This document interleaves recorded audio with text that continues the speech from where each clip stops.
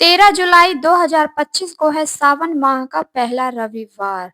और आपको बता दें कि सावन का जो महीना होता है, पूरा महीना भोलेनाथ के लिए, शिव शंकर के लिए समर्पित होता है। सावन के महीने में विशेष रूप से भोलेनाथ की पूजा आराधना की जाती है और जो आपकी मनोकामना होती है वो आप भोलेनाथ से मांगते हो। जो कुंवारी कन्याएं होती हैं वो अपनी मनचाही इच्छित वर पाने के लिए व्रत भी रखती हैं सावन सोमवार के। और पूरे महीने में, सावन के महीने में भोलेनाथ की पूजा अर्चना विशेष रूप से की जाती है। सावन के महीने में हर सुबह आप भोलेनाथ की जोत जलाकर आरती करें और शिव चालीसा का पाठ करें और जो आपकी मनोकामना है वो आप भोलेनाथ से मांग सकते हैं। भोलेनाथ आपका मन चाहा वरदान आपको दे देंगे, क्योंकि भोलेनाथ भोले हैं, वो अपने भक्तों की मनोकामना को पूरी जरूर करते हैं, चाहे वो जैसी भी मनोकामना हो। तो आप भी अगर चाहते हैं कि आपकी मनोकामना जल्दी से जल्दी पूरी हो और आप जो चाहो वो आपको मिले, तो आपको बहुत ही छोटे से उपाय करना चाहिए भोलेनाथ से जुड़े हुए। आप हर दिन, खासकर सोमवार के दिन, आप भोलेनाथ की पूजा आराधना करें। सुबह उठकर आप भोलेनाथ को पुष्प अर्पित करें, जो व्हाइट कलर के फूल होते हैं भोलेनाथ को बहुत ही प्रिय होते हैं। और धतूरे के फूल आप अर्पित कर सकते हो। आप आंकड़े के फूल अर्पित कर सकते हो, सफेद कलर के आप गुलाब अर्पित कर सकते हो। आप ऐसे कई भी प्रकार के फूल होते हैं जो महादेव को अर्पित किए जाते हैं। आप बेलपत्र ज़रूर से अर्पित करें, क्योंकि बेलपत्र जो होती है वो महादेव को सबसे प्रिय होती है। तो आप बेलपत्र अर्पित करें और समी की पत्तियाँ मिल जाएँ तो वो ज़रूर से अर्पित करें।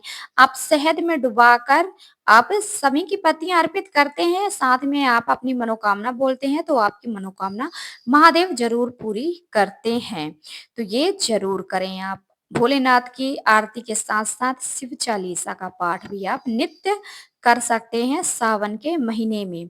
और कुछ बातें हैं जो आपको ध्यान देनी पड़ती हैं, कुछ ऐसी चीज़ें हैं जो आपको नहीं करना चाहिए सावन के पूरे महीने में। देखिए, आप मांस, मदिरा का सेवन ना करें सावन के महीने में। कुछ ऐसे कर्म ना करें जो भोलेनाथ को प्रिय नहीं है। जैसे कि आप ब्रह्मचर्य का पालन कर सकते हैं सावन के महीने में। कोई मांस, मदिरा का सेवन तो नहीं करना है। आप इन चीज़ों का ध्यान देते हैं? अगर ये जो चीज़ें हैं आप ग्रहण नहीं करते हैं, तो भोलेनाथ आपसे प्रसन्न होते हैं और आपको आपका वरदान ज़रूर देते हैं। जो आपकी इच्छा है, वो आपको ज़रूर पूरी होती है। तो आप इन बातों का ज़रूर से ध्यान दें। तो चलिए अब हम आपको बताते हैं कि 13 जुलाई यानी कि सावन महीने का पहला जो रविवार है, इस दिन आपको क्या करना है, ऐसा कौन-सा उपाय है जो आप कर सकते हैं। तो आपको रविवार के दिन एक बहुत ही छोटा-सा, बहुत ही प्यारा-सा उपाय करना है। इस उपाय के लिए ना तो आपको कोई एक्स्ट्रा पैसे खर्च करना है और ना ही आपका समय बर्बाद होने वाला है। तो सिर्फ़ और सिर्फ़ करना क्या है आपको? आप तो अपने घर पर डेली खाना बनाते ही हैं और खाने में रोटियाँ भी आप बनाते ही होंगे, तो बस रोटियों से ही ये उपाय आपको करना है। देखिए, रविवार का दिन जो होता है सूर्य देव के लिए भी होता है, तो आप सूर्य देव से जुड़े हुए भी उपाय आप कर सकते हैं। तो क्या कर सकते हैं ऐसा रविवार के दिन? देखिए, अगर आप सुबह उठकर सूर्य देव को जल अर्पित करते हैं, मैंने पहले भी बताया है ये उपाय आप लोगों को, मतलब पहले भी आपको बताया है रविवार के दिन सूर्य देव को अर्घ कैसे देना है, लेकिन ये मेरा काम है कि मैं आपको समय-समय पर याद दिलाती रहूँ, ठीक है? तो आपको ये उपाय करना है। अगर आप सूर्य देव को जल अर्पित करते हैं, हाँ, ये मैं जानती हूँ कि बरसात का मौसम चल रहा है और ऐसे समय में सूर्य देव जो हैं टाइम पर दिखाई नहीं देते हैं। तो आप लगभग जिस समय सूर्य देव उगते हैं, है ना? पृथ्वी पर उनका आगमन होता है, तो ठीक उसी समय पर आप उनका स्मरण करते हुए आप सूर्य देव को अर्घ दे सकते हैं, यानी कि जल अर्पित कर सकते हैं। तो जब आप जल अर्पित करेंगे सूर्य देव को, तो करना क्या है? एक लोटे में आप जल लेंगे, ठीक है? और उसी जल के अंदर थोड़ा-सा गुड़ या फिर शक्कर आप डाल लेंगे और उसे घोल लेंगे अच्छे तरीके से और सूर्य देव को मीठा जल आप अर्पित करते हैं, तो आपका जो जीवन है वो मिठास के रूप में परिवर्तित होता है, यानी कि आपके जीवन में मिठासपन आता है, आपका जीवन सुख में बीतता है, आपके जीवन में खुशियाँ ही खुशियाँ आती हैं। आपको ये उपाय ज़रूर करना चाहिए। और आपको करना क्या है? आप रविवार के दिन गाय को एक रोटी खिला देने मात्र से आपकी सभी मनोकामनाएँ पूरी हो जाती हैं। आप अपने घर पर रोटियाँ बनाते हैं, तो जो सबसे पहली रोटी है, शुरुआत की जो आप शुरुआत में सबसे पहली रोटी बनाते हैं, उस रोटी को अगर आप गाय को खिला देते हैं, तो आपका जो सारे काम हैं, वो आपके काम सफल होते हैं। तो सबसे पहली रोटी आपको लेनी है, आप रोटियाँ बनाते हैं, तो सबसे पहली वाली आपको रोटी लेनी है। साथ में आप गुड़ ले सकते हैं, थोड़ी-सी मात्रा में आप गुड़ ले लीजिए और गाय को खिला दीजिए। और आप साथ में आप आवाहन करेंगे ईश्वर का। गाय हमारी गौ माता है, हमारे हिंदू धर्म में गाय को पूजा जाता है।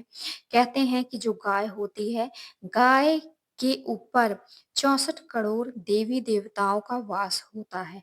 तो हमारे हिंदू धर्म में गौ माता को पूजनीय माना जाता है और अपने घर की जो पहली रोटी है, आप गौ माता को खिलाते हैं, तो आपकी सभी मनोकामनाएँ पूरी होती हैं और आपको मनवांछित इच्छित फल प्राप्त होता है। देखिए सावन का महीना चल रहा है और सावन के महीने में जितने अच्छे-अच्छे काम आप करेंगे, जितने शुभ काम करेंगे आप, आपके लिए उतना ही अच्छा होगा और बुरे काम बिल्कुल भी मत कीजिए, है ना? आप मांस, मदिरा, दारू का सेवन ना करें, आप ब्रह्मचर्य का पालन भी कर सकते हैं, किसी से झूठ ना बोलें, है ना? आप किसी से झूठ ना बोलें, ये ध्यान दीजिएगा। अगर आप झूठ बोलते हैं, गलत काम करते हैं, किसी को दुःख पहुँचाते हैं, तो ईश्वर आपसे बहुत ही दुखी होते हैं, जिससे आपकी इच्छा पूरी नहीं होती है और आप अपने जीवन में दुखी होते हो। तो आपको ऐसे काम नहीं करना है जो भोलेनाथ को दुखी हों, भोलेनाथ को दुःख पहुँचे, ऐसे काम बिल्कुल भी नहीं करना चाहिए, है ना?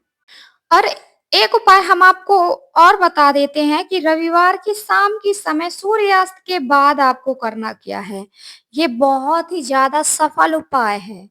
सूर्यास्त होने के बाद आप एक छोटा-सा उपाय कर लेते हैं, दीपक वाला उपाय, है ना? दीपक वाला उपाय सूर्य देव प्रसन्न होते हैं, क्योंकि सूर्य देव अस्त होते हैं शाम के समय, सूर्यास्त का समय होता है, तो इस समय अगर आप एक दीपक वाला उपाय कर लेते हैं, तो आपकी सभी इच्छाएँ पूरी होती हैं।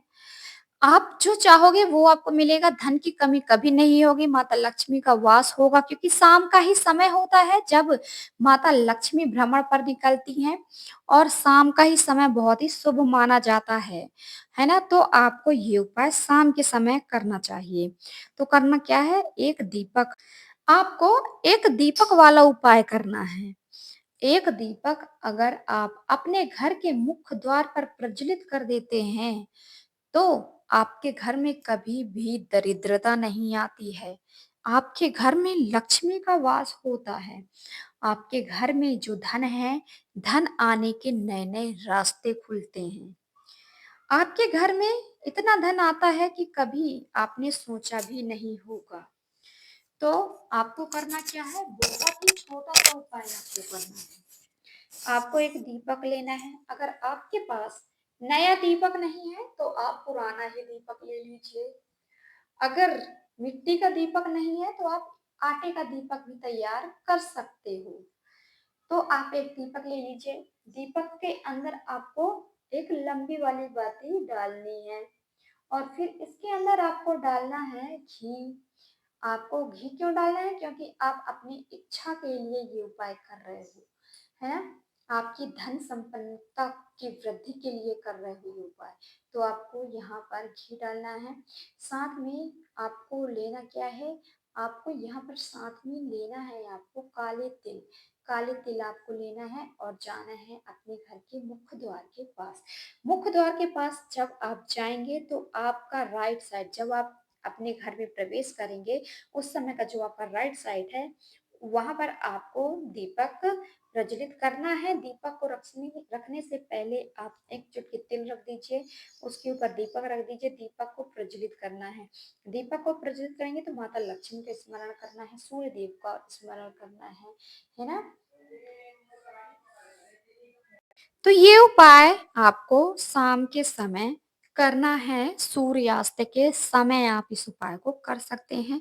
अगर आप हर दिन अपने मुख्य द्वार पर दीपक प्रज्वलित करते हैं, तो कभी भी धन की कमी नहीं होती है, क्योंकि शाम के समय माता लक्ष्मी का भ्रमण होता है और सबसे पहली जो दृष्टि पड़ती है माता लक्ष्मी की, वो होता है हमारे घर का मुख्य द्वार। तो मुख्य द्वार पर ये उपाय आप जरूर करें, एक दीपक जरूर इस दिन प्रज्वलित करें, ताकि आपके घर से कभी भी धन की कमी ना हो, माता लक्ष्मी हमेशा आपके घर में वास करें और आपकी हर एक इच्छाएं पूरी हों। तो दोस्तों ये उपाय जरूर करें, साथ ही साथ मेरी वीडियो को लाइक, चैनल को सब्सक्राइब करके जाइएगा, जो बिल्कुल फ्री है, और बेल आइकन को प्रेस कर दीजिएगा, ताकि हमारी वीडियो की नोटिफिकेशन सबसे पहले आप तक पहुंच जाए और आप हमारे वीडियो का लाभ उठा पाओ। तो कमेंट बॉक्स में जयकारा लगाना भी ना भूलें। आप महादेव का जयकारा लगा दीजिए, क्योंकि सावन का महीना चल रहा है और सावन के महीने में महादेव का जयकारा लगाना ये बहुत ही ज्यादा उत्तम है। अगर महादेव का जयकारा आपने लगा दिया तो महादेव आपसे प्रसन्न होते हैं और आपकी इच्छा पूरी होती है।